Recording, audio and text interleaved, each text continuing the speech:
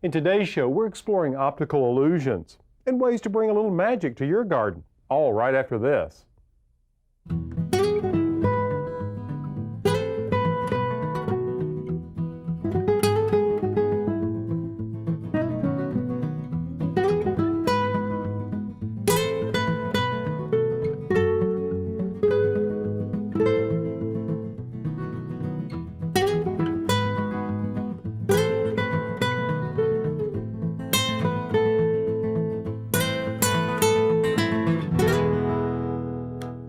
Hi, I'm Alan Smith. Remember when you were a kid, someone would do a magic trick, how it would astonish you? You know, like pulling a nickel out from behind your ear, pulling a rabbit out of a hat. Remember that? Well, in today's show, I thought we would explore ways to create optical illusions in the garden. For instance, did you know that color is a useful tool for creating illusion in the garden? If you plant an area with hot colors like reds and oranges, you make the garden seem smaller. If you plant a garden with cool colors like blues, then it feels larger, more expansive like the sky. Coming up, I'll show you how I got this mask to float in midair. Looks pretty neat, doesn't it? We'll take a look at this tea house and find out how to create windows out of mirrors, just like this homeowner did. Plus luscious lilies, how to get these incredibly beautiful, fragrant flowers in your garden. But first, we've all seen stained glass in churches or hospitals. And have you ever noticed that there's a lot of nature represented in these designs? Everything from flora to fauna. Coming up, we'll meet a stained glass artist and hear a bit about his work. That's right after the break, so stay with us. Welcome back. When I think of stained glass, I think of sunlight streaming through an array of colorful glass prisms, creating a display of light on the ground. Truly a magical, colorful illusion. We visited stained glass artist Judd Mann as he was setting up some of his pieces for display at a local gallery. Judd tells us a little more about his work. The idea of stained glass has always been to screen or to enhance or to bring beauty from outside to inside.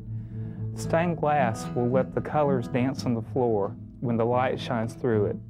And by bringing those colors into your house, you can then appreciate the colors of nature. With my stained glass, the idea is that you can see through some of it, and you can see an enhanced view through some of it, or you can see the color play on the exterior and then appreciate the beauty of that in your home. When I see a piece of glass, if it's a bottle or a plate or a marble, I see the intrinsic beauty in that. I look at that and I realize there's something beautiful in that, something that can be brought into a home and appreciated by everyone.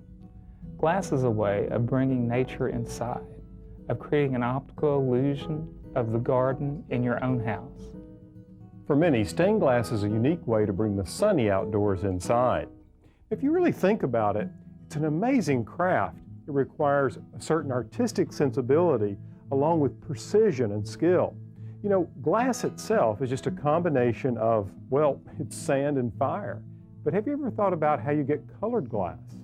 Well, originally, colored glass was made by adding metallic salts and oxides to the mix. You see, by adding gold, you could create the color cranberry. Cobalt would give you blue, and silver would produce yellows.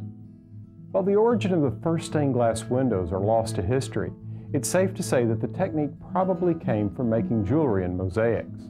Stained glass has come in and out of fashion over the centuries, but just now we're experiencing a resurgence of interest in this art form, thanks in part to people like Judd.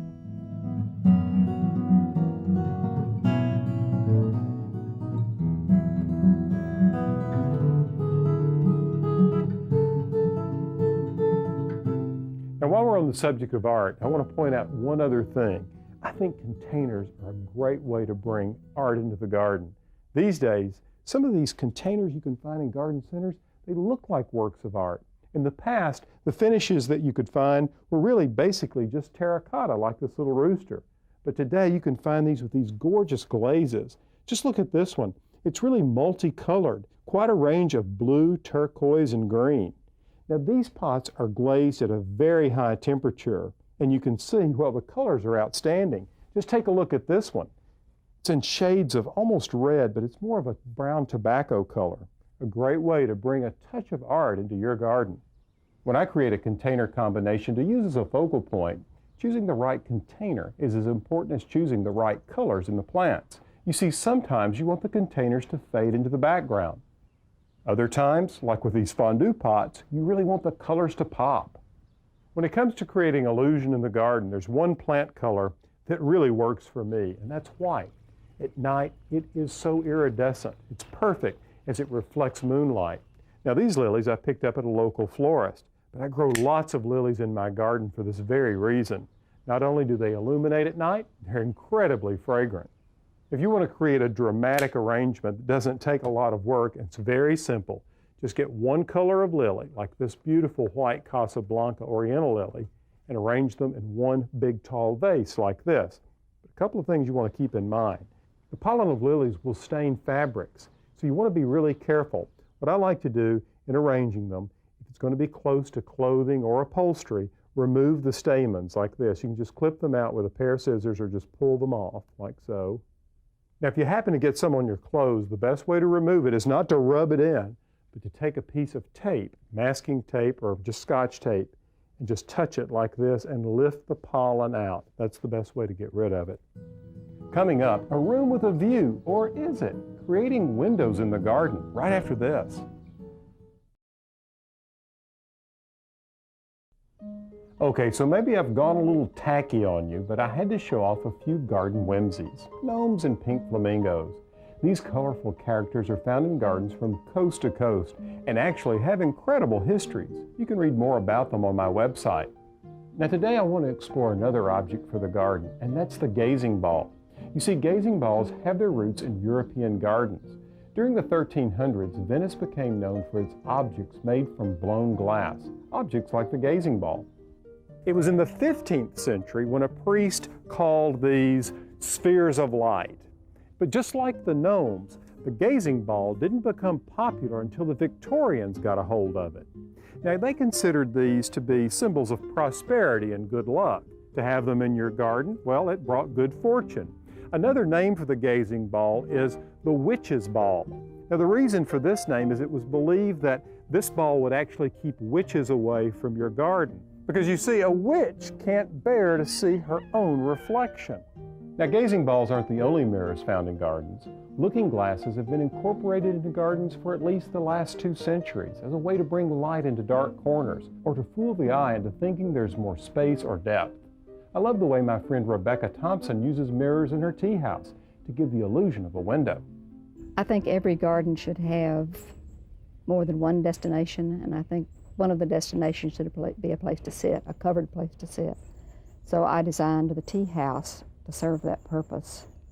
It has a place to lie down. It has a funky lamp I found in a junk shop that has lots of crystals hanging from it. It's a magic place. As you approach the tea house, I wanted something to catch your attention inside the tea house, but also to reflect what's going on outside the tea house. So I put a mirror. So as you descend the hill, you look into the tea house, you see the garden reflected in the mirror, but you also see yourself approaching. The mirror also serves as a play on what the Japanese call borrowed landscape, because as you approach the tea house, you see yourself, you see the garden, but you also feel like you're looking through a window to the neighbor's garden. Here are some other tips for creating illusions in the garden. Plant bright colors like red and pink on the edge of a border and darker colors like blue and purple in the background to create depth. Create garden rooms that are divided so that the visitor has to walk through a series of spaces and can't take the garden in at one glance. This will pique their curiosity and set up a sense of mystery. A garden path that's curved instead of straight is a good way to draw a curious visitor deeper into the garden to see what's around the next bend.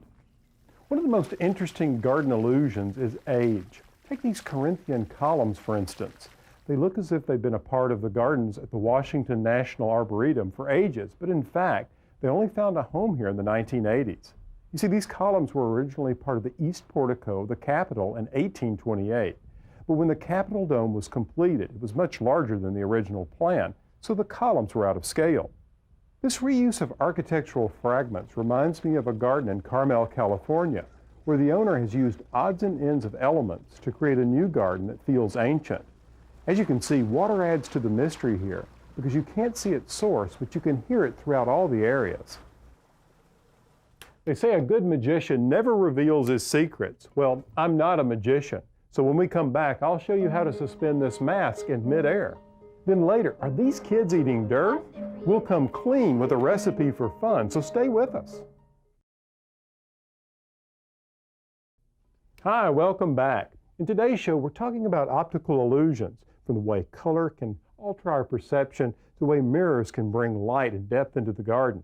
Now, before I finish this arrangement, let's step outside for another optical illusion.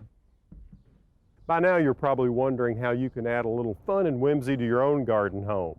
Well, there are lots of different ways you can do this, but one of my favorites is to create an illusion, to defy logic, if you will. For instance, you can take a concrete mask like this, one I picked up at a local garden center, and you can suspend that in a living hedge like this. It makes a wonderful focal point, and visitors are always walking by and saying, "How did you get that concrete mask to stay in place in the hedge?" Well, it's really quite simple. All you have to use is one of these shepherd's hooks, which are commonly used for suspending or hanging bird feeders on.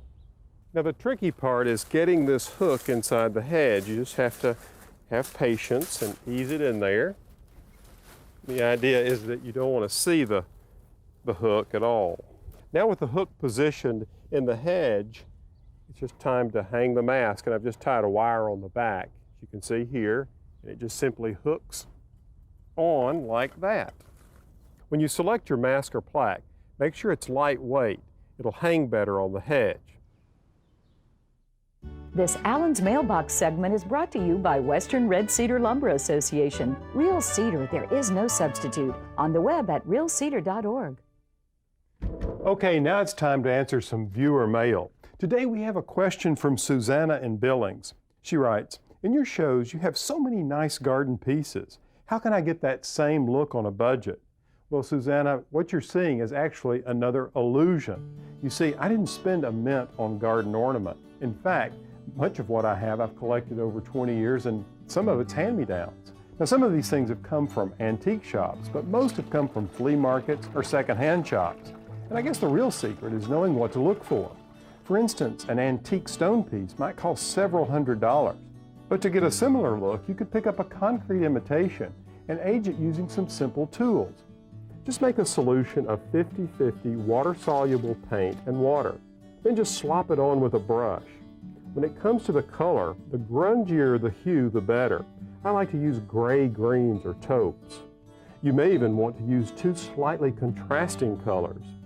And then before it dries, wipe off the excess paint with a damp sponge or rag, but leave it down in the cracks. Next, give it a natural touch by using the juice of weeds, which will enhance the color and give the concrete that aged look. Just rub the weeds or grass over the container, allowing the sap or juice to soak in. The old method for aging concrete is blending sheep manure and buttermilk, but that takes a strong stomach and a lot more time. So why bother when you can get these results with a can of paint and some weeds? When I was growing up, my brothers and I did everything we could to make my sister cringe. I bet you know some little boys that behave that way. Well, if the thought of eating dirt and worms will put the smile on the face of some little guys you know, then you'll want to stay tuned. Okay, now let's talk about an illusion in the kitchen. You know, children especially love fantasy and illusion. And when they can do something outrageous with it, well, it makes it even more special, like the idea of mud pies or eating dirt or worms. And when you get one or more together, they can have a lot of fun, but they can also make a big mess. We made this special inside dart using chocolate stuffed cookies. They're the cream stuff inside of it. And we mixed it up and it made this cool dirt.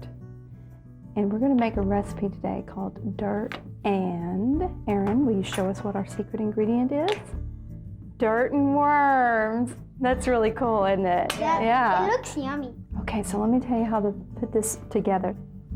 You take 2 packages of vanilla pudding, 1 stick of butter, a small package of cream cheese, I think it was about 8 ounces, and 12 ounces of whipped cream, and 3.5 cups of milk. It's a lot of milk. Okay, Ben, why don't you do the honors Let's put in the cream cheese and the butter. Let's put that into the bowl. Matt, why don't you come in here and mix it up for us? You just have to put it on low and just cream together the two ingredients. Now, Aaron, what I want you to do is pour this in there. Okay, now Ben is going to get some milk over there, and he's going to put just a little bit of milk in at a time while Matt uses the mixer.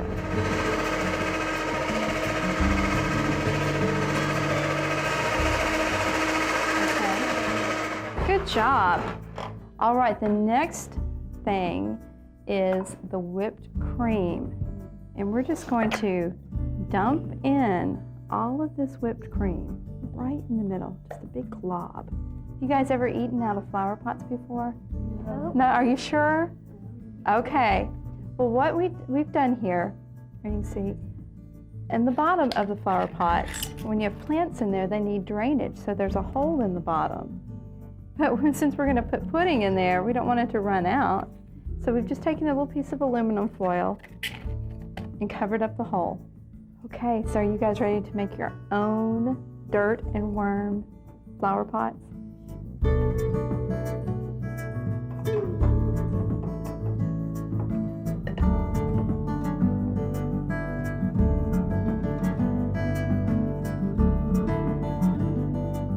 All right, check it out. Totally. Who's ready for some pudding?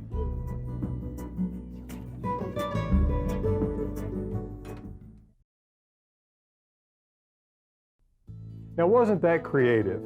Worms and dirt aren't your deal. You can always check out my website because we've posted some other activities that are fun and interesting for children.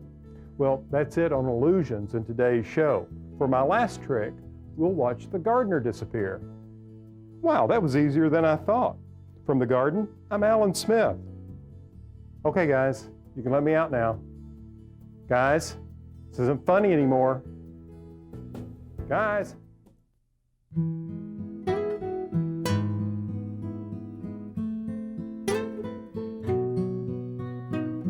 In this garden I dream of a bed of flowers. Bluebirds sing of the beauty all around us. And every time the sun comes out, I can't help but smile. Oh, no, I can't help but smile.